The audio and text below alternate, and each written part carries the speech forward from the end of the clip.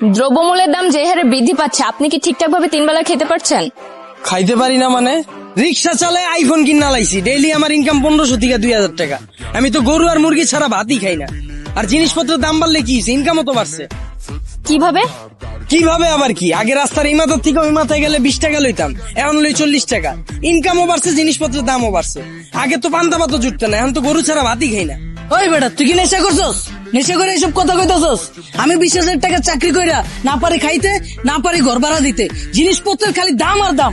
হালার ঘরে হালা, তুমি চাকরি করতে যে কাম করো 7 ঘন্টা, তোমার কি বেতন দিব 2 লাখ?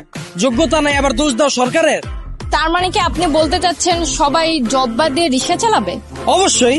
আমি কি কইলাম? আমি তো গরু ছাড়া ভাতই খাই না। আমি সারাদিনে কাম করি 12 ঘন্টা, তা আমি গরু না খাইলে কি ওই গরু খাইবো? ওই বেটা, তুই তো অশিক্ষিত, তুই চাইলে রিক্সা চালাইতে পারবি। আমার ছোট ভাই অনার্স পাস কইরা রাস্তায় রাস্তায় ঘুরে চাকরি পায় না, ওই চাইলে কি তোর মতো রিক্সা চালাইতে পারবো? হালার ঘরে হালা, মাস্টার্স এর সার্টিফিকেট বাসায় ঝুলাই থুই আইছি, উড়া সে বাসা বানাইছে। আর তুই এইসুস বেটা অনার্স লয়ে। আর শিক্ষিত হইছি কি হইছে? রিক্সা চালাই নাকি খারাপ? আর শিক্ষিত হইছি দেখে কি আমি রিক্সা চালাইতে পারবো না? বাবু মাইনছে কি কইবো? ওই বেটা, তোরা কি মাইনছে বাদ দিয়া যায়? আর হালার ঘরে হালারা, তোরা 2 দিন পর পর নাটক করস, সার্টিফিকেট পুরা এলাস। অনার্স মাস্টার্স পাস করছস টাল্টিবেল্টি করে, চাকরি পাবি কইতে? যারা পাওয়ার হেরা পায়, হেরা নিজেরা ওইভাবে তৈরি করে। তোরা 10 লাখ বেকার ঘুরস কি লিগা? সরকারের দোষ দাস কি লিগা? তোরা যখন বুঝছস যে তগরে দিয়া পড়ালে হইব না, করতে গেছিস কে জোর কইরা? ও বুঝছি, সার্টিফিকেটের লেগা না? বিয়ার সময় যেন কইতে পারো যে আমি গ্রাজুয়েট, আমি ইঞ্জিনিয়ার, আমি শিক্ষিত। এসব বন্ডামি বাদ দিয়া তোর বাইরে রিক্সা লয়ে বেরিতে কর। তার মানে আপনি কি বলতে চাচ্ছেন, আপনি নিজেও অনার্স মাস্টার্স কমপ্লিট করছেন, কিন্তু নিজেকে ওইভাবে তৈরি করতে পারেননি, যার কারণে আপনার জব হয়নি? হ্যাঁ অবশ্যই, মিছা কথা কমুকে। আমি নিজের ওইভাবে তৈরি করিনি, আমি জবও পাইনি, আমি রিক্সা চালাই না শুরু করছি। আর এই যে 10 লাখ বেকার ঘুরতেছে, একটাও কি বুকে হাত দিয়ে কইতে পারবো নিজে সর্বোচ্চ চেষ্টা করছে? আর এই যে 10 লাখ বেকার ঘুরতেছে, একটা বুকে হাত দিয়ে কইতে পারবো নিজে করে ওইভাবে তৈরি করছে, নিজে করে সর্বোচ্চ চেষ্টাটা করছে, তাও চাকরি পায় নাই? সারা রাত খেলছে কার্ড, সারাদিন গার্লফ্রেন্ডের সময় দিছে, ওরা চাকরি পাইবে কইতে? যারা পাওয়ার হেরা পায়। আর গ্রাজুয়েশন কমপ্লিট করছিস ভালো কথা, বইয়ের রিসিস কে? ব্যবসা কর, উদ্যোক্তা হ, ঝুঁকি ল, হাজার মানুষের লেগে রাস্তা খোল, এসব বন্ডামি বাদ দে। আপনি খুবই গুরুত্বপূর্ণ বিষয় তুলে ধরেছেন, কিন্তু বাংলাদেশের মতো এরকম গরিব দেশে দ্রব্যমূল্যের দাম বাড়াটা কি স্বাভাবিক? ভাই খারান, এই দেশ গরিব দেশ কেটা কইছে আপনারে? এই দেশে 150,000 কোটি টাকার সিগারেটই বিক্রি হয়। বিশ্বের ভিতরে 5 নাম্বার বিড়িখোর বাংলাদেশ।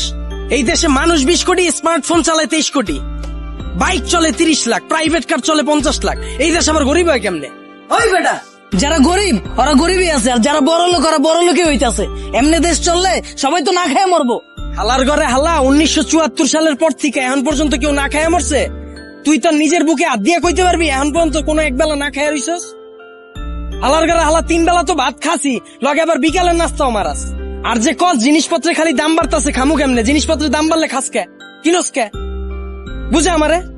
তাহলে কি আপনি বলতে চাচ্ছেন সাধারণ মানুষ না খেয়ে থাকবে? এনে আপনি আবার সাধারণ মানুষ কই পেলেন? এনে তো সবাই অসাধারণ, আমরা সবাই বাংলাদেশি, আমরা সবাই এক। একটা জিনিসের যদি দাম বাড়ে, আমরা যদি এটা খাওয়া বা ব্যবহার করা বন্ধ করে দিই, দেখি ব্যবসায়ীরা কার কাছে বেচে। যখনই আমরা খবর পাই কালকে থেকে পেঁয়াজের কেজি 20 টাকা বেড়ে যাবো, ওই দিনে যাই আমরা দোকানে ভিড় করে আলাই। তো দোকানদারও তো আমরা বুঝেই দিতাছি, পেঁয়াজের কেজি 20 টাকা হোক আর 2 লাখ টাকা হোক, আমরা কিনা খামুই।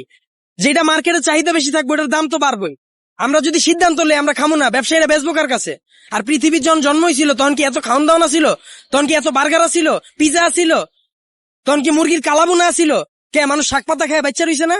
আমরাও পারু, আমগো সবার একই তৈব। যে কোনো সিন্ডিকেট ভাঙ্গার লেগে আমরা নিজেরাই যথেষ্ট। আর সরকারের দোষ দিয়া লাভ কি? আমরা জনগণ নিজেরাই তো চুতিয়া। একটা জিনিসের দাম বাড়লে আমরা ফ্রিজ ভরা শুরু করে দিই, ফ্রিজ ভরা বন্ধ করলে এমনি সবকিছু ঠিক হয়ে যাবো।